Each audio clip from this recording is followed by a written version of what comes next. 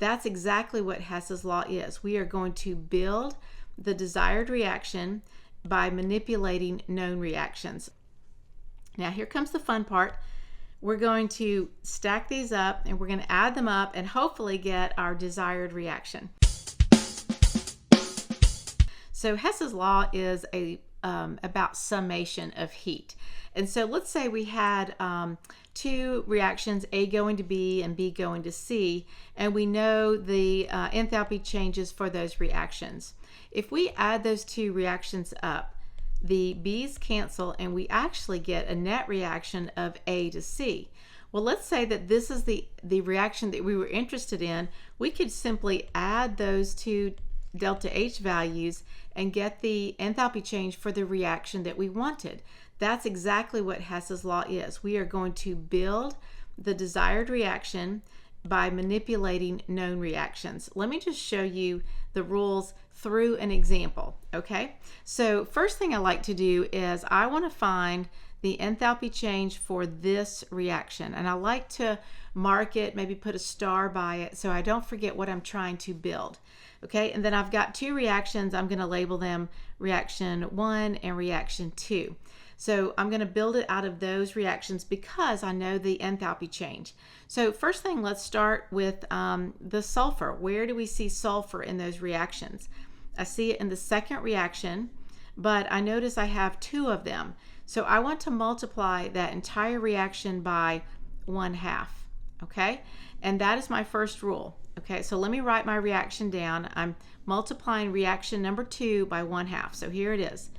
It would be sulfur plus 3/2 oxygen gives me SO3. Okay, now here's the first rule. If you multiply a reaction by a coefficient, which I did, 1/2, have to do the same thing for the enthalpy change, right? Because half of the reaction, half the energy.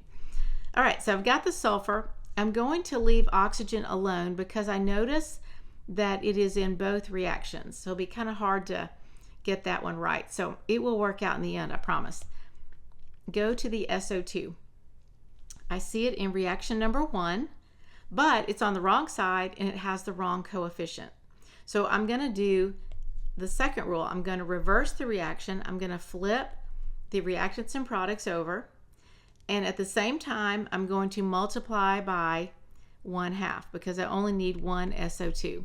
So I'm going to flip and multiply by 1/2. So here we go. Carefully write it. Reversed, multiplied by 1/2.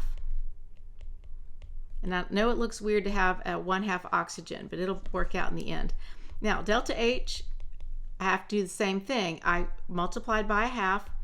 And then when you flip a reaction, you're going to change the sign. It came as a negative, but I'm going to reverse it into a positive. Now here comes the fun part. We're going to stack these up and we're going to add them up.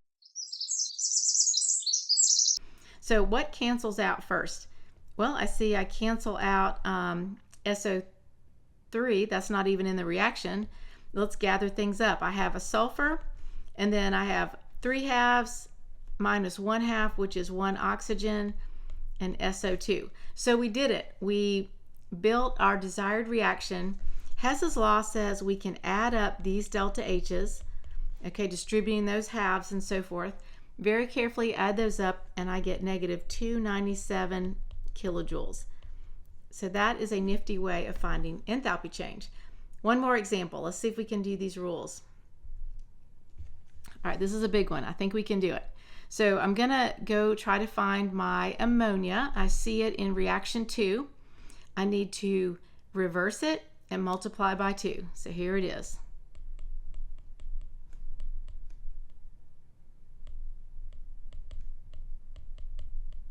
Now fix the enthalpy change. I'm going to multiply by 2, and I'm going to change that negative 91 to a positive.